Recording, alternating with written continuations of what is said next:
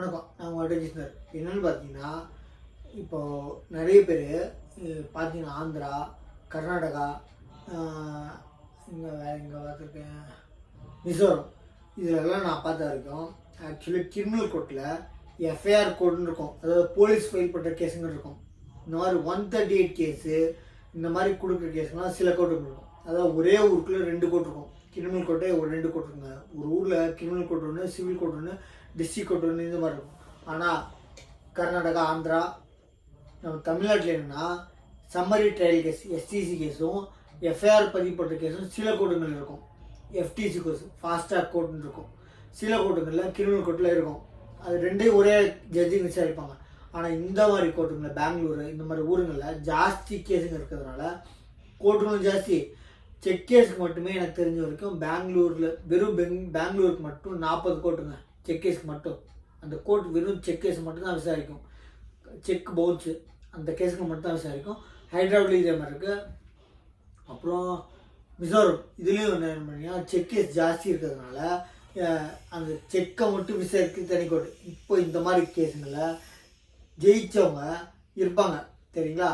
ஆனால் தோற்றவங்க அப்பீல் போகும்போது வருஷக்கணக்கில் ஆகும்.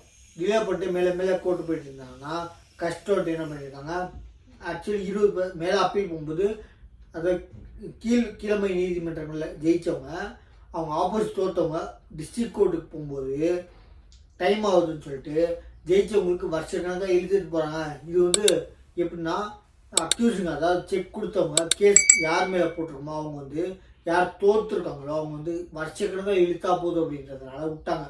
ஃபஸ்ட்டெல்லாம் கம்பல்சரி கட்டுறது இல்லைங்க பர்சன்டேஜ்.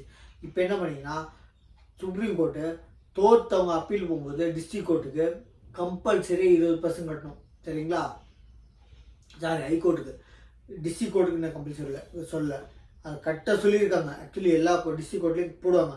ஆனால் கம்பல்சரின்றது ஹைகோர்ட் பண்ணிங்கன்னா அது பர்சன்டேஜ் கம்மி பண்ணலாம். நான் இவ்வளோதான் கட்ட முடியுது.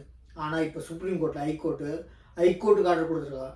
உங்ககிட்ட கேஸ் வரும்போது அதாவது ஹைகோர்ட்டுக்கு கேஸ் வரும்போது கம்பல்சரி 20% இருக்கணும். ஆனால் இப்போது கர்நாடகா இருக்கட்டும், ஆந்திரா இருக்கட்டும், இந்த மாதிரி போகும்போது ஹைகோர்ட்டெலாம் ஆல்மோஸ்ட் இப்போ 50% போடுறாங்க.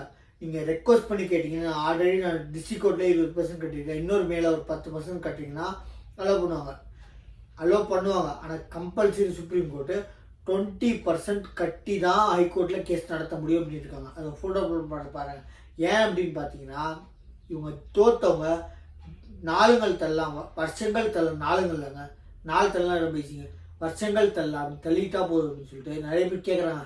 சார் எனக்கு டைம் மட்டும் வேணும், நம்ம தள்ளி மட்டும் கொடுங்க அப்படின்னு சொல்லி கேட்குறாங்க. நான் அந்த மாதிரி கேஸுங்க இருக்கிறதில்ல. நான் சொல்லுவேன் வெட்டுன்னு துண்டு நடந்தால் பார்ப்போம். நான் நடத்துகிறேன், என்னையால் முடிஞ்சதோ ஒன்று தான். நியாயமோ தப்போ என் வேலையை நான் கரெக்டாக கொடுப்பேன். நியாயம்னா உங்களுக்கு தீர்ப்பு கிடைக்கும். கெட்டது ஆக்சுவலி உங்களுக்கு இல்லைங்க, யார் வந்தாலுமே உங்களுக்கான என்னென்ன லூப் ஹோல்ஸ் இருக்கோ அதில் ட்ரை பண்ணுவேன். ஆனால் அதை மீறியும் போச்சுன்னா கடவுள் இருக்கார். என்னென்னா நான் பொறுத்த வரைக்கும் நான் எக்கச்சக்கமான கேஸில் என்கிட்ட 170 கேஸ் இருக்குது என்கிட்ட ஆஃபீஸில். அதில் 70 கேஸ் கிரிமினல் கேஸுங்க, 30 கேஸ் ஃபேமிலி கோர்ட்டு, கிட்டத்தட்ட 170 கேஸ் செக் கேஸு. இந்த 70 கேஸு அதுக்கு மேலே ஒரு 20 கேஸு நான் எனக்கு தெரிஞ்ச வரைக்கும் எனக்கு 20 கேஸ் செட்டில்மெண்ட் பண்ணியிருக்கேன். ஆக்சுவலி வாங்கியிருக்கேம்மா, அவங்க வாங்கினவங்க யார் வாங்கட்டும் கேஸ் போட்டிருந்தா செட்டில்மெண்ட் பண்ணிக்கோன்னு சொல்லி வட்டியோடு சேர்த்து அவங்க 5 லட்சம் கேட்டாங்கன்னா வாங்கியிருக்கிறது 3 லட்சம்னா அதுக்கு மேலே ஒரு 50,000 வட்டியை போட்டு நியாயமாக 2 பேருக்கு தப்பு இல்லாமல் பண்ணி கொடுத்துருக்கேன். நிறைய பேர் ஒத்துக்கிட்டு ஜெயிலும் போயிருக்காங்க. அந்த மாதிரி கேஸுங்களும் நான் பார்த்துருக்கேன். என் கேஸ்லேயே போயிருக்காங்க. ஏன்னா ஒரு வக்கீல் நம்பி போகிறாங்கன்னா அவங்க ஆக்சுவலி போய் சொன்னால் நடக்கும். ஆனால் நான் எதுவுமே சொல்லாமல் நீங்கள் உண்மையை சொல்லுங்கன்ற ஜட்ஜிக்கிட்ட.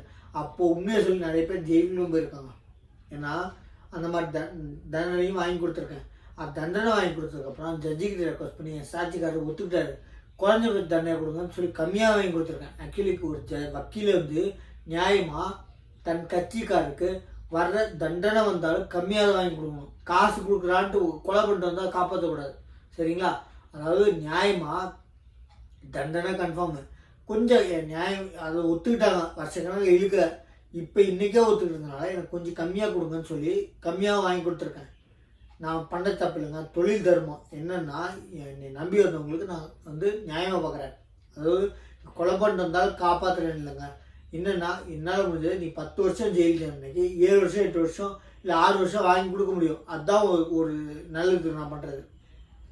கேஸ் கொடுத்தவனுக்கு நிம்மதி, தண்டனை 10 வருஷத்துக்கு 5 வருஷம் அப்படிங்க, பாதி பாதி. என்னால் முடிஞ்ச அளவு இது பண்ணுறேன்.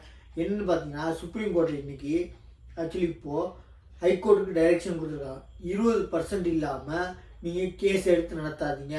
ஹைகோர்ட்டுக்கு வராமல் சுப்ரீம் கோர்ட்டு வர முடியாது. அதனால் நீங்கள் வந்து ஸ்ட்ரிக்டாக ஃபாலோ பண்ணுங்கள். கம்பல்சரி 20% கட்டி ஆகணும். இல்லை அவனை தூக்கி ஜெயிலில் வைங்க அப்படின்னு இருக்காங்க.